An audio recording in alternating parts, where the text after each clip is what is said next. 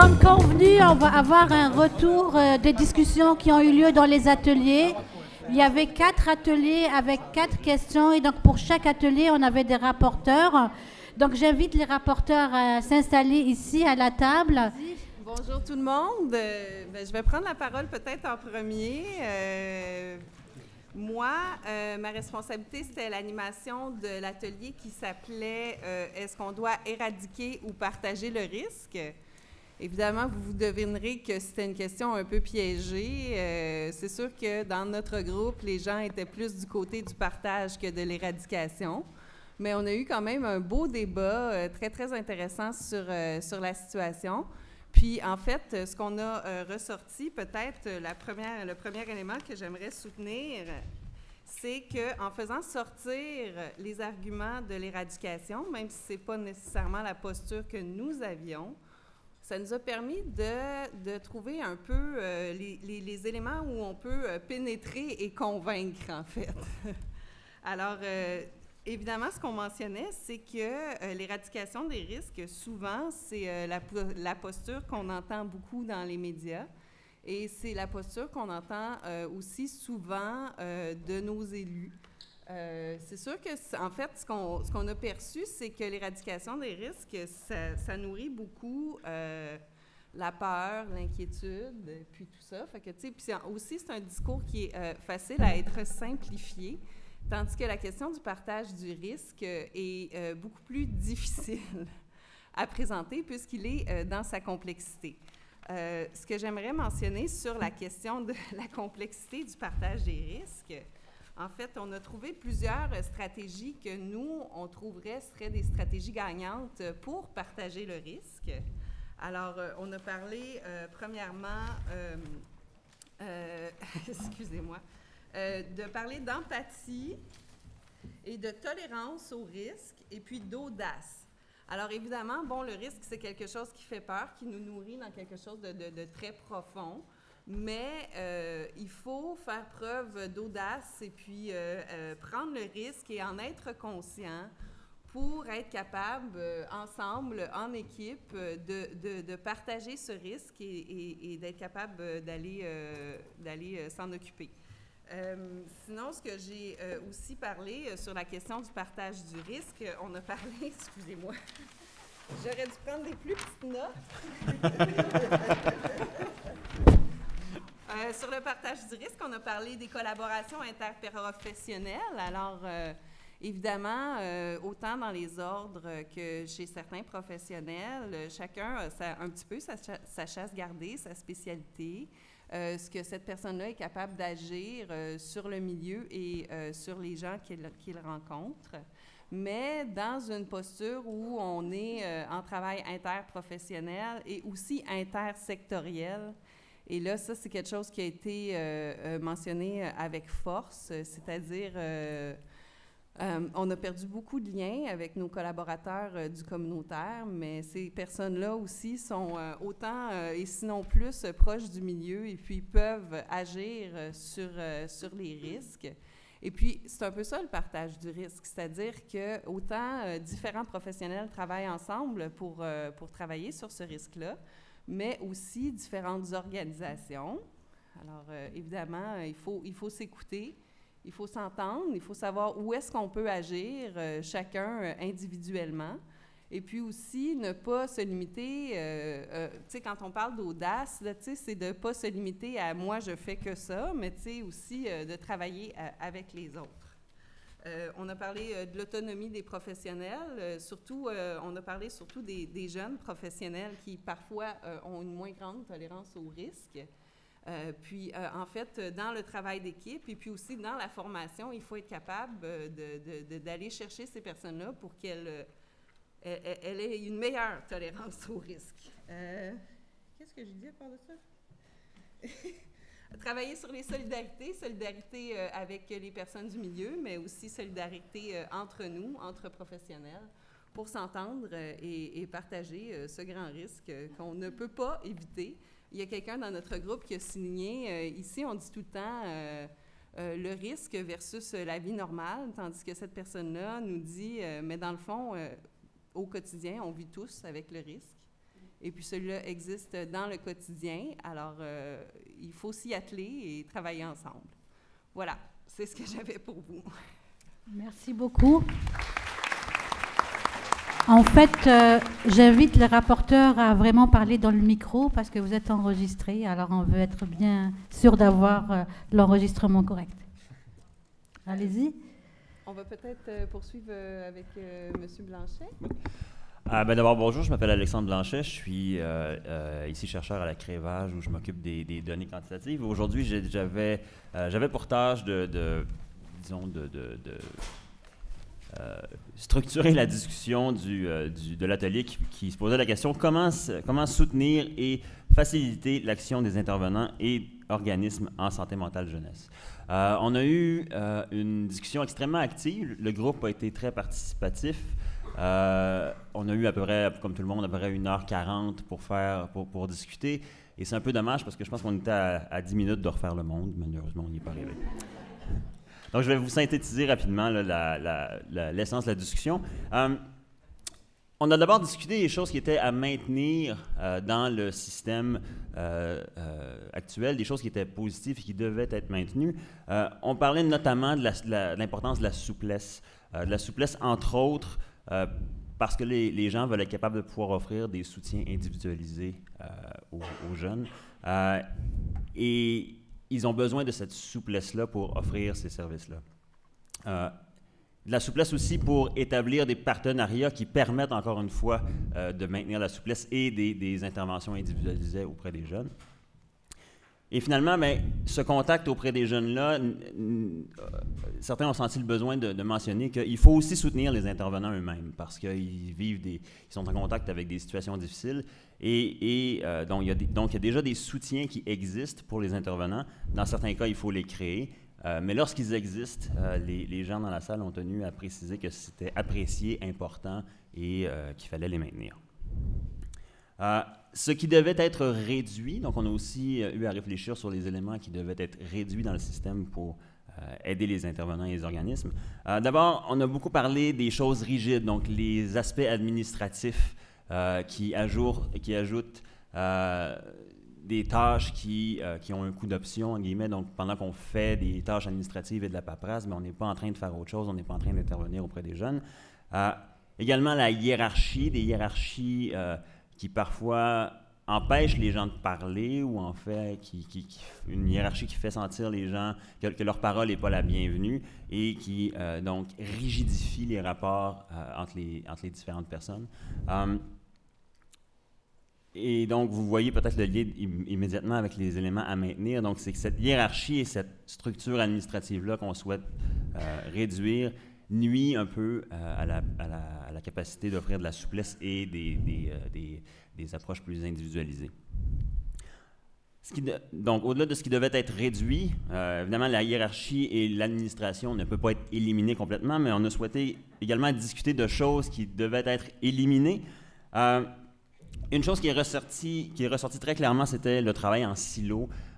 Les gens dans l'atelier avaient l'impression souvent qu'il n'y avait pas de communication entre les différentes trajectoires de traitement dans lesquelles un jeune pouvait être embarqué, que les différentes administrations ne se collaboraient pas autant que ça devrait être le cas.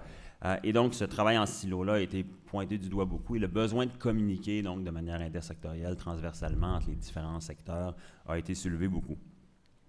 On a aussi abordé la question de sortir des simples diagnostics purs et simples, là, comme dans l'idée que les jeunes ne se réduisent pas aux diagnostics.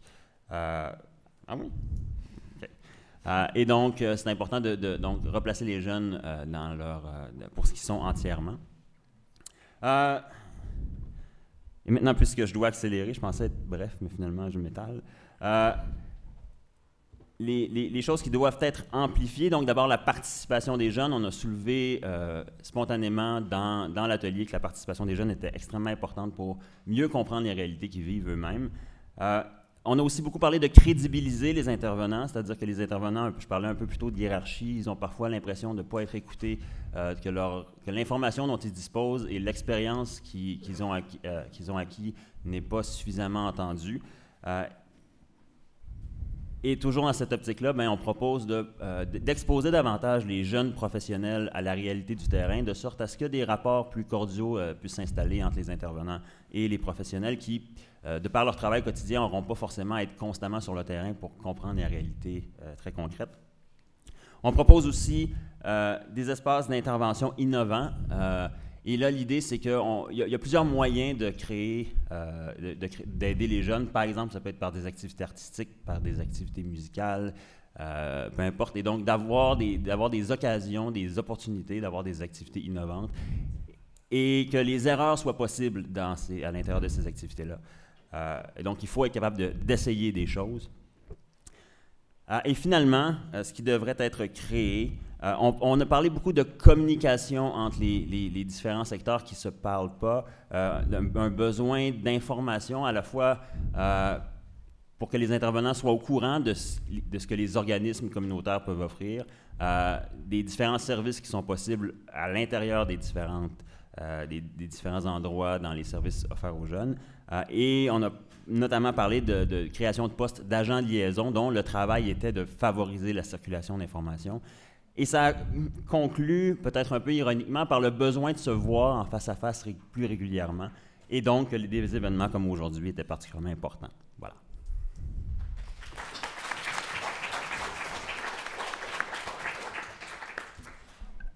Donc nous, on a travaillé sur l'intervention de proximité, puis on a même eu le temps de vous faire un petit... Jessica a eu le temps de vous faire un PowerPoint qui résume les échanges qu'on a eus pendant l'atelier.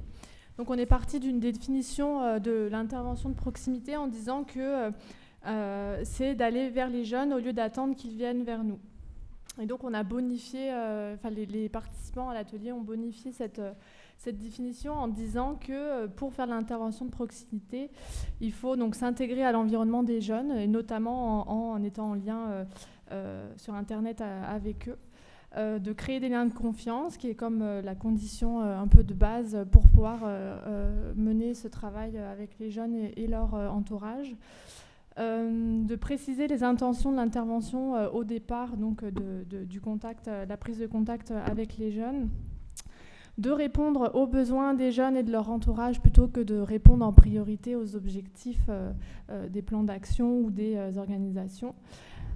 Établir donc le cadre de l'intervention, c'est-à-dire savoir où sont les limites de l'intervention et également les limites des intervenants. Et donc de repenser la posture de l'intervenant lorsqu'il entre en contact avec les jeunes. Donc on s'est demandé après comment qu'on pouvait faire ça.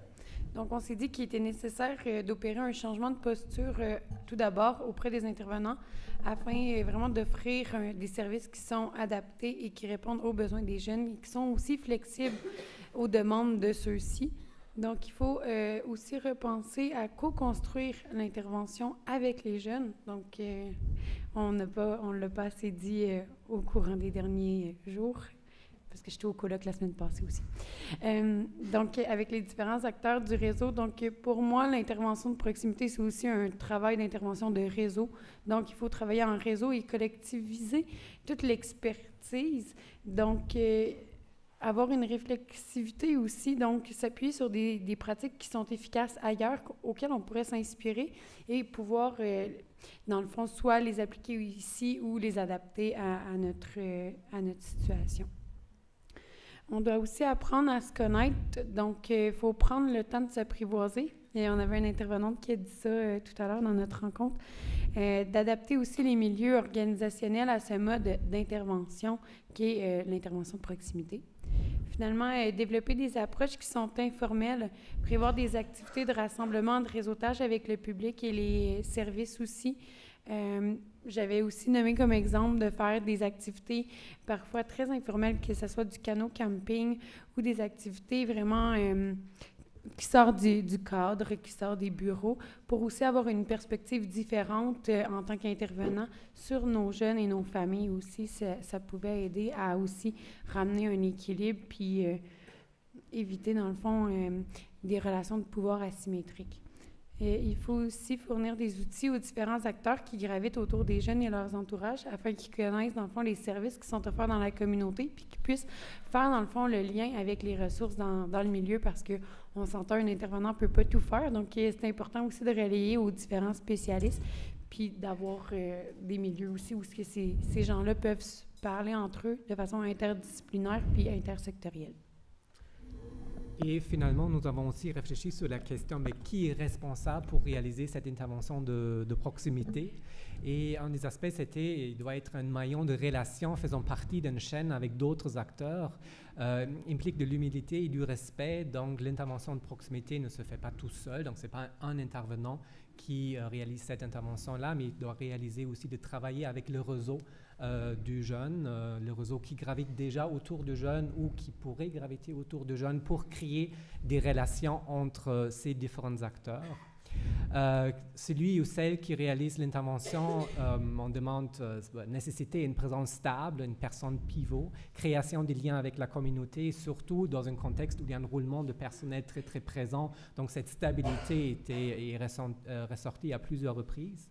Aussi toute l'approche des pairs aidants. Par et pour, donc les pairs aidants qui ont une position privilégiée pour réaliser une intervention de proximité par leur connaissance qu'ils ont, le lien qui est facile à établir avec les jeunes.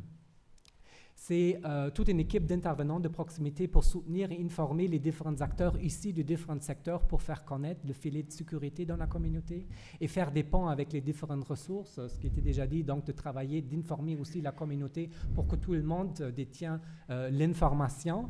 Par contre, par rapport à cette équipe d'intervenants, on avait aussi dit l'équipe doit rester quand même assez petite. Pas tout le monde devrait faire de l'intervention de proximité parce que si tout le monde se met maintenant à faire de l'intervention de proximité, peut-être il y a certains jeunes qui vont dire qu'ils vont se sentir davantage envahis, de dire non, moi j'ai besoin, j'ai mes limites, j'ai mon milieu et je ne laisse pas rentrer tout le monde. Donc les équipes d'intervenants, ils devraient rester assez petits.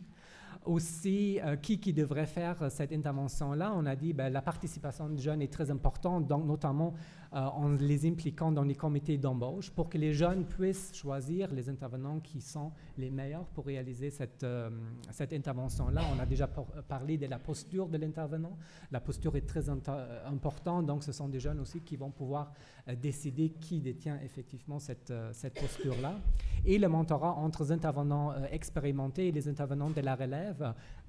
Tantôt, ça a été mentionné que souvent les nouvelles intervenants ont peut-être un peu de difficulté à gérer le risque. Donc, c'était un peu dans cette même optique-là de transmettre ce savoir-être, savoir-faire pour réaliser cette intervention.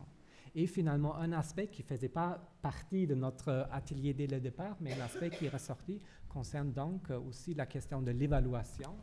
Oui, on a pas mal débattu à la fin de... une minute. À la fin de l'atelier sur l'évaluation, en fait, avec l'idée de revenir, d'avoir de prendre du recul finalement sur l'intervention pour pouvoir la bonifier.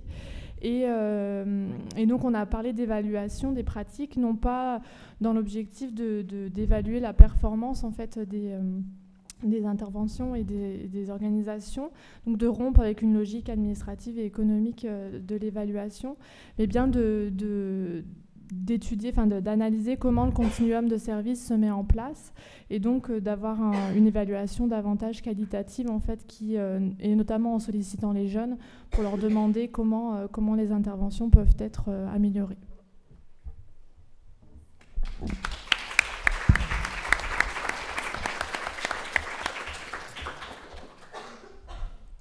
Bonjour, je m'appelle Charles-Albert Morin, je fais partie du comité de jeunes Access, le projet de recherche auquel Dr Baki ce matin a pris la parole, participe.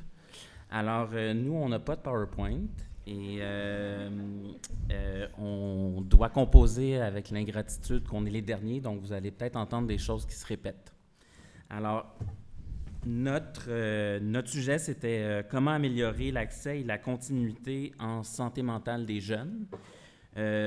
Pour la fin, je vais passer la parole à ma collègue résidente en psychiatrie. Moi, je vais vous parler du politique et de d'autres choses. Donc, évidemment, un grand problème pour ce qui est de l'accès aux soins, c'est la stigmatisation.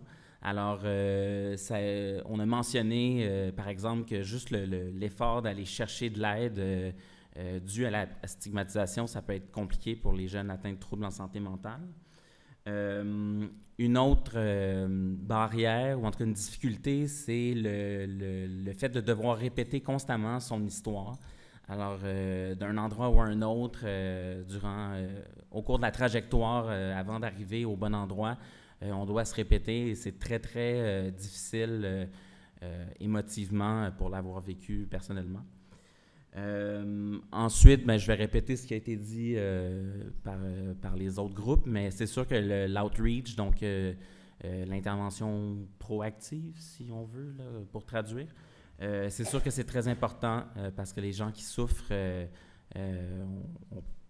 sont pas toujours portés à aller chercher de l'aide et alors c'est important d'aller les chercher là où ils sont dans la communauté. Oui, les listes d'attente, ça, j'apprendrai rien à personne. Elles sont longues. Et pour ce qui est du côté plus politique, on a mentionné que c'était déplorable que la santé mentale ne soit pas encore devenue un enjeu électoral, particulièrement compte tenu du fait qu'il y a des élections qui s'en viennent. On voudrait que ça devienne un sujet qui soit davantage discuté sur la place publique et qui gagne en importance. Il y a aussi le problème de l'étanchéité des ordres professionnels, donc ce qu'on pourrait appeler le corporatisme. Ça empêche le dialogue, ou en tout cas, ça empêche... je vais laisser ce sujet-ci à ma collègue parce que je le connais moins. Oui, il faut prendre en compte la diversité, donc la diversité, les communautés minoritaires ou racisées et autres que j'oublie. C'est important d'en tenir compte dans la prestation des soins. Et puis, voilà, j'ai fait ma part. Je passe la parole à ma collègue. Merci beaucoup, Charles. Donc, pour continuer sur l'aspect politique, en fait, l'idée du corporatisme est venue du fait qu'il y a beaucoup d'efforts pour travailler en équipe multidisciplinaire, mais que malheureusement, ça arrive encore que les intérêts de chaque ordre professionnel peuvent avoir une influence là, sur le patient au bout du compte. Donc, c'est quelque chose qu'on avait mis à travailler. On avait dit aussi que ça serait important qu'il y ait des politiques, donc par exemple que ça devienne un enjeu électoral et qu'on se concentre là-dessus au niveau gouvernemental, mais qu'en parallèle, on encourageait les gens à faire des expérimentations locales avec des micro-programmes, par exemple, donc comme on donnait en exemple ce matin. On avait aussi parlé beaucoup du côté humain et social de l'accès en santé mentale jeunesse. Et on a souligné quand même l'engagement du personnel qui était vraiment présent, puis on a nommé là, que la motivation à faire ça était très importante. Et comme d'autres l'ont dit, les intervenants ont besoin de soutien. Une des façons de motiver les gens puis de soutenir les gens, mais c'est de faire des formations, mais pas nécessairement, encore une fois, en silo ou encore chacun dans notre programme quand on est formé.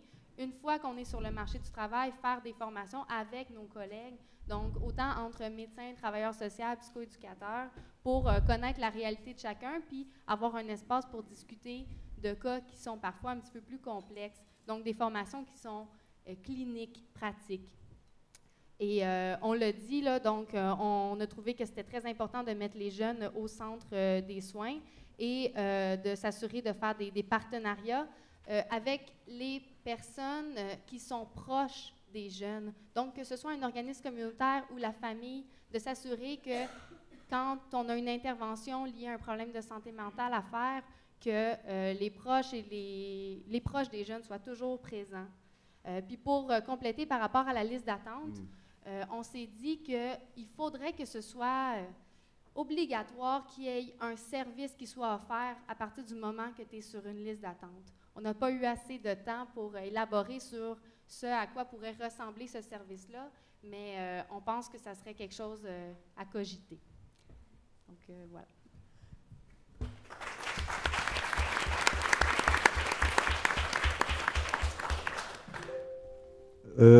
Moi, je voulais juste dire, parce que j'étais supposé d'être en complément de l'équipe, mais j'acceptais. D'habitude, on reproche toujours d'instrumentaliser les gens.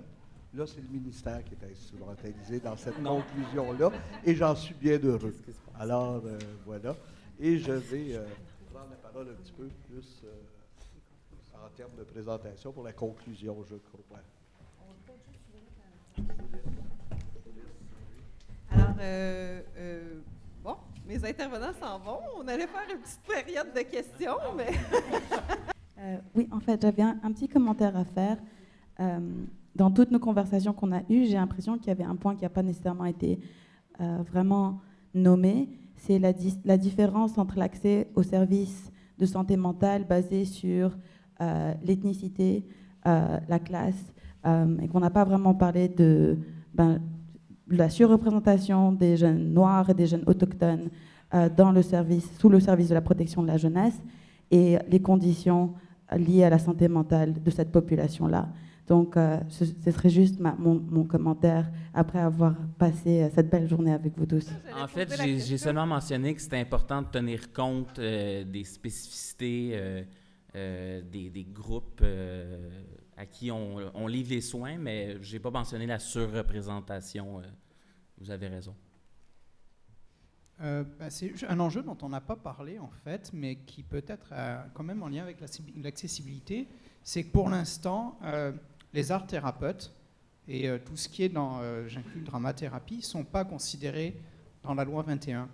Donc, il y a un aspect où on parle de manque d'accès, donc manque de professionnels aussi, mais donc quand on parlait des alternatives aussi, ça existe, c'est des alternatives qui ne sont pas reconnues pour l'instant. Donc, je sais qu'il y a une pression là-dedans, mais je veux juste mentionner que je pense que c'est quelque chose à garder en tête, ce manque de reconnaissance de toute cette famille d'approches qui, pourtant, dans le milieu communautaire, qui gagne de plus en plus reconnu, puis qui, même dans d'autres pays, est valorisé. Bien, là-dessus, moi, je pourrais rebondir. Je suis allée justement à un dernier colloque qui était justement sur la place de l'art en santé mentale. Puis, en effet, on a rencontré plusieurs personnes qui étaient intéressantes, notamment, bon, ici à Montréal, on connaît bien les impatients. Mais il y a plusieurs organisations aussi qui traitent de art-thérapie. Mais aussi, on a vu des éléments où on rendait visibles des réalités de santé mentale qui sont difficiles à travers la représentation de l'art. Alors, ça aussi, c'était une très belle perspective, justement, de créer de l'art pour rendre visibles, justement, les éléments qui sont peut-être sous-représentés. Si je peux me permettre, je ferais juste rebondir sur la question de l'art. Moi, je ferais du bon sur la question de la nature et l'aventure. C'est d'autres approches aussi en santé mentale ou tout simplement avec la population en général. Je pense à l'IPNA, qui est l'intervention psychosociale par la nature et l'aventure. Je pense que, oui, il faut être conscient qu'il y a différentes approches, puis qu'il faut diversifier ces approches-là pour que ça fasse du sens. Je pense que quand on disait tantôt de faire des interventions qui ont du sens, puis qui parlent aux jeunes, puis de l'asseoir avec nous, c'est justement, si ça vient du jeune, puis qui dit que pour lui, l'art ou la nature, l'aventure, ça fait du sens pour lui, bien à ce moment-là, on va adapter nos services pour lui.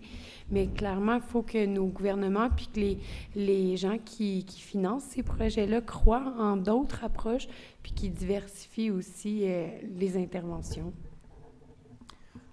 J'ajouterais peut-être, pour relayer la parole de ceux qui étaient dans l'atelier où j'étais, je l'ai mentionné, mais on a soulevé le point de l'importance de créer des espaces d'intervention alternative et où on avait le droit à l'erreur.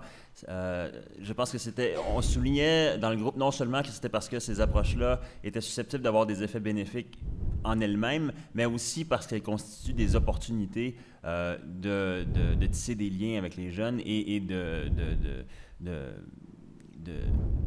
d'ouvrir à d'autres types de façons de les approcher et de personnaliser encore davantage le rapport qu'on a avec eux. Donc, non seulement à cause des effets directs, si on veut, plus spécifiques, des approches plus alternatives, mais aussi parce qu'elles offrent des opportunités de créer des liens et d'autres types de traitements. Peut-être une question de ma part, si vous permettez. C'est une question que j'adresse au rapporteur et c'est une question plus personnelle. Donc, je ne vous demande pas de répondre au nom du groupe. Vous avez tous fait des recommandations très pertinentes. Et comme on est dans une école d'administration publique, j'aurai le goût de vous poser 2 questions. Est-ce que vous avez le sentiment que toutes ces recommandations sont faisables et sont acceptables socialement dans le contexte actuel du réseau québécois? Alors, vous pouvez répondre par oui ou non. Moi, j'ai une réponse. En fait, dans ce qu'on a vu, puisque j'ai fait ressortir de notre atelier sur le partage du risque, j'ai pas l'impression d'avoir trouvé vraiment des nouveautés. C'est plusieurs éléments qu'on entend très, très souvent. La collaboration interprofessionnelle, l'action intersectorielle. C'est des éléments qui, on le sait que ça marche. Oui, mais la difficulté, c'est de le déployer. D'ailleurs, j'en parle souvent, puis on continue à faire cet effort-là, mais parfois, bon, dans certains organismes, on pourrait dire que, ou aux institutions, on pourrait se dire que c'est un vœu pieux qui n'est pas toujours déployé, mais je pense qu'on les connaît, les conditions gagnantes, puis des fois, c'est ça, c'est de les déployer qui est un peu plus difficile. Mais je pense que le jeu en vaut la chandelle, puis qu'il faut continuer à essayer. Il faut avoir la foi. Exact. Moi, je veux mentionner, on parle beaucoup de patients partenaires là, depuis... en fait, je ne sais pas depuis combien d'années. Moi, je suis un patient, je ne suis pas un professionnel de la santé. Mais mon avis à moi, je pense que si on veut aller au bout de cette philosophie-là, je pense qu'éventuellement, c'est que les patients soient assis à la table et qui aident à la conception des politiques publiques. Je pense que c'est là qu'on veut aller. Là. L'arrivée, elle est là.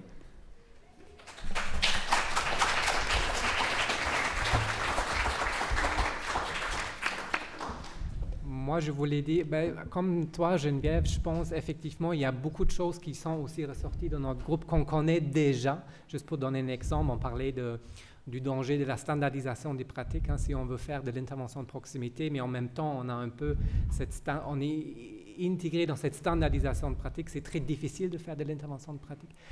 Donc, des obstacles qu'on connaît depuis longtemps. Par contre, je pense aussi qu'il existe de nombreuses initiatives qui réussissent à contrer ces obstacles-là. Je pense que la question est maintenant comment le réseau plus large pourrait changer de choses. Mais moi, je pense oui, c'est possible, tout à fait, parce qu'il existe de très nombreuses initiatives, des fois, peut-être des fois peu connues, qu'il faut les connaître davantage pour s'inspirer, que ce soit ici ou ailleurs. Donc oui, c'est possible.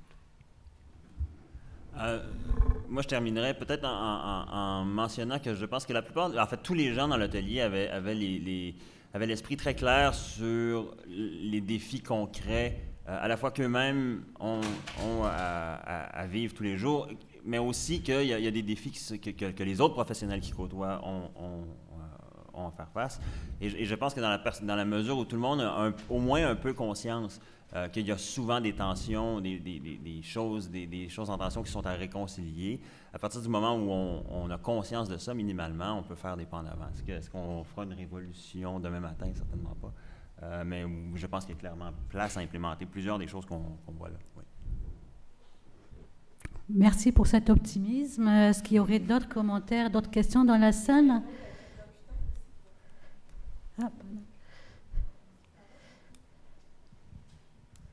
Merci. En fait, mon commentaire était dans la discussion un peu plus tôt. Je ne sais pas si je vais être un peu trop en retard, mais je peux rebondir aussi sur la question de la faisabilité des innovations sociales. C'est-à-dire que oui, on connaît les pratiques gagnantes, les mettre en pratique.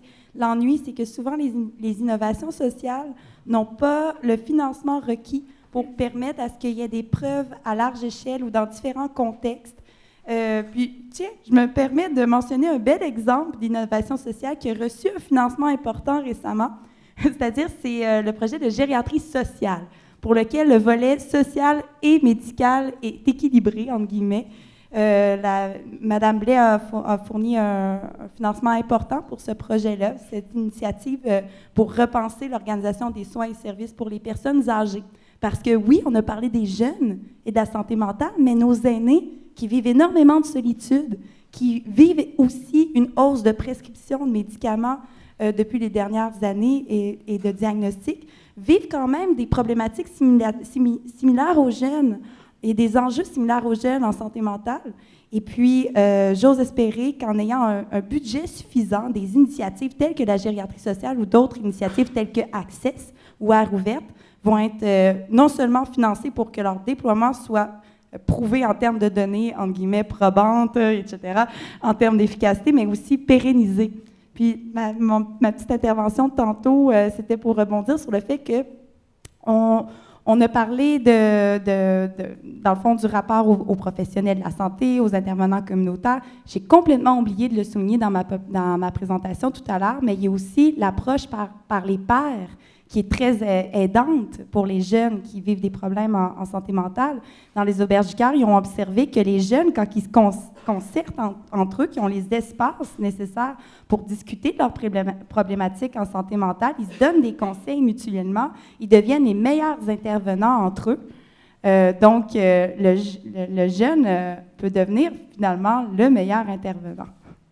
Ça a été souligné dans plusieurs ateliers.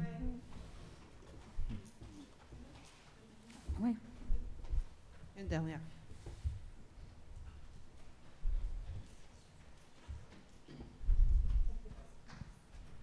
Merci.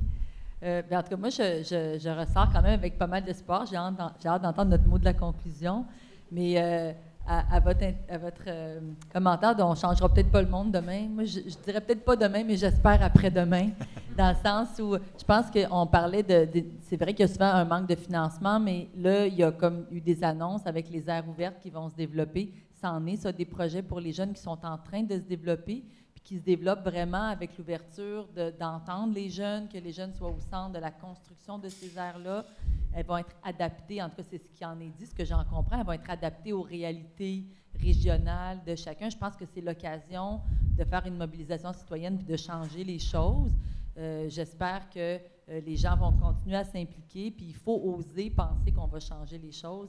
Si on n'ose pas penser ça, on n'y arrivera pas. Puis en entendant, moi, les différents commentaires aujourd'hui, puis je veux revenir sur mon commentaire de tantôt, moi, ce que j'entendais, c'est qu'on dit un peu tous la même chose, chacun à notre façon, puis pas exactement la même chose, mais on constate les mêmes problèmes, puis les mêmes difficultés, puis il y a un désir de changement, puis un désir de mieux faire les choses. Fait que moi, ça me donne espoir. Bien, merci beaucoup.